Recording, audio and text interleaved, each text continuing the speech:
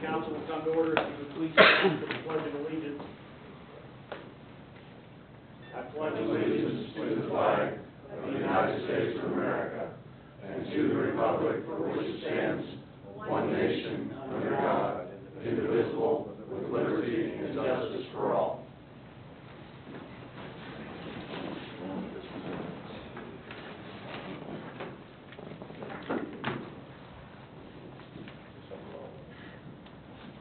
Welcome, everyone. Thank you for being here this evening. We do not have any presentations on the agenda tonight, so we will go straight to public comment. We do have time allotted on the agenda.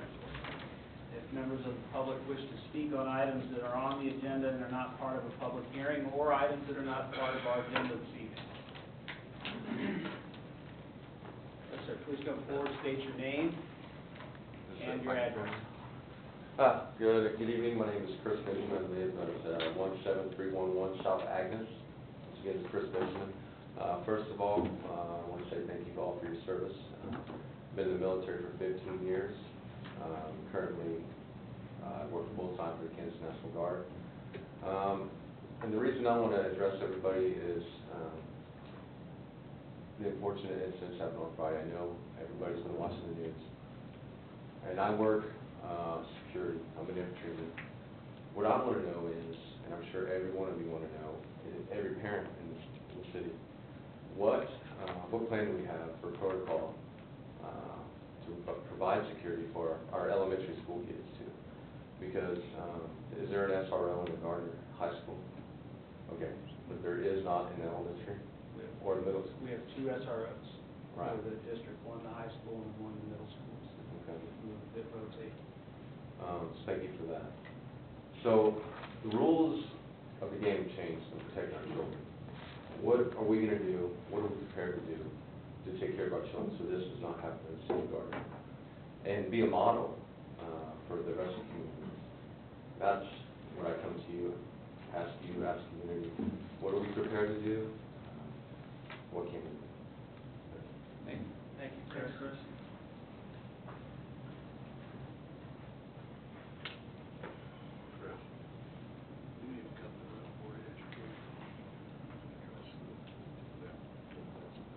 Anyone else? We will move on then to consent agenda. Is there a council member who wishes to remove an item from the consent agenda? How would council like to proceed with the consent agenda? I move we approve the consent agenda. Second.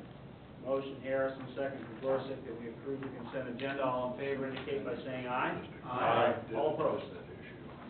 Motion carries. New business item number 1, consider adopting resolution number 1886.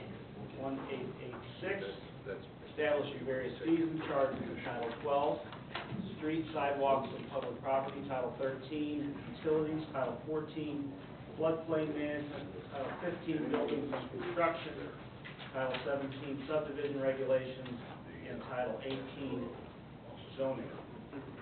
David? This item was tabled at the October 15th meeting. We were going to bring it back last week, but, our last session, but due to the agenda pushed it to this.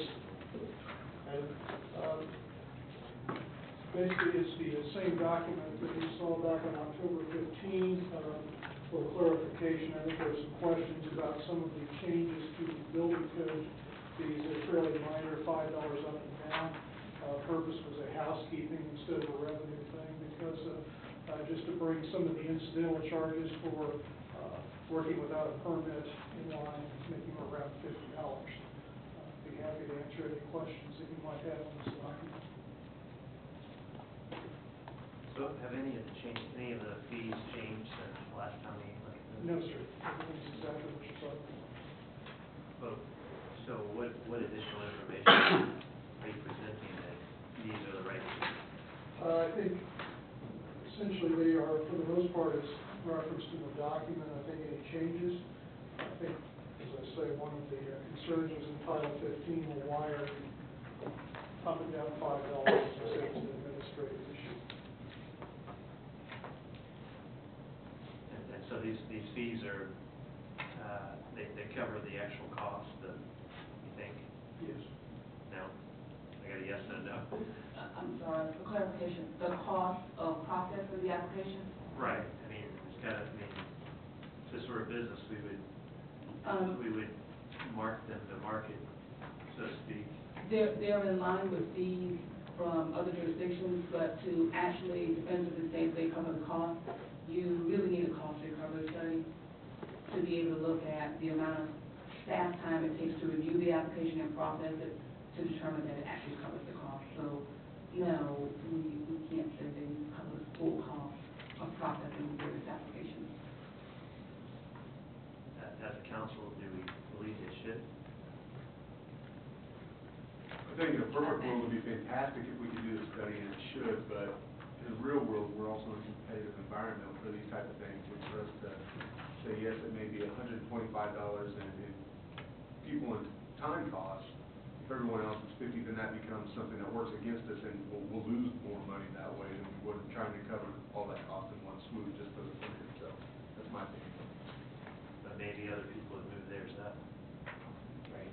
Or maybe they wouldn't. I mean, it is a big maybe, you're right, but I don't know that this is a critical issue where if we move it up, that it would work well and everyone would catch up with us. I think people would look at it and say they moved it up, and say we can't do it. Personally, I don't think it's a big enough thing on most people's table to come back and try to catch up with us if we try to make more cost out of it.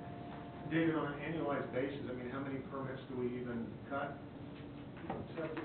I think so generally this year, Jim, 50, what's our building permits this year? Total building permits? Yeah. Oh, we'll be close to 590. And I know on some of these, like the engineering fees, last year, we picked up $7,600 for inspection fees. This year it's like $25,000, just because mostly from inspection fees for the high school. Sure. And USD project on Grand Street. I think if you look at it from a gross perspective, not just a one-off perspective, I think our costs are covered and we're providing a service. And when I say that, I mean, I think there's just other costs around providing that service that we can't go dollar for dollar. We're not necessarily here to just make not to make money, we're here to provide a service. And there's a small fee for it, and it is what it is. But for us to spend the dollars that it would cost to, perform the analysis that Cheryl's talking about, how is that gonna affect the per permit fee to recoup those dollars spent to figure out that we're $2.50 shy of covering 100% of our costs? So I think it's fine. I feel the same way as I did with the dog, cat permits. We've got about, 300 pet owners who ask the rest of the town to pay for their licensing fees effectively and the cost of policing those pets.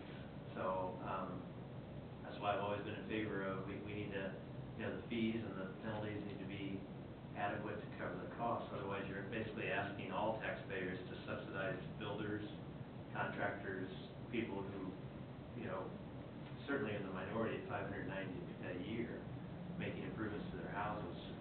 I don't know, it just seems like to me that's the business-minded way to go about it. Even if it puts us at a competitive disadvantage, we don't know that other towns might do the same thing. I mean, people want to finish their basement or, have a dock on the lake. I guess that's, anecdotally, we don't know, in a competitive environment in business, you charge what the market will bear, and the goal of making profit, that's what you're charging, and you either have to get out of the business or reduce your costs. I guess the question here is whether or not we want to try and spend the effort to get to an actual cost in a portion of revenue that is a very minor piece of the total revenue that's coming into the city. Or if we're going to allocate resources, we're going to allocate resources on a project that would provide a better return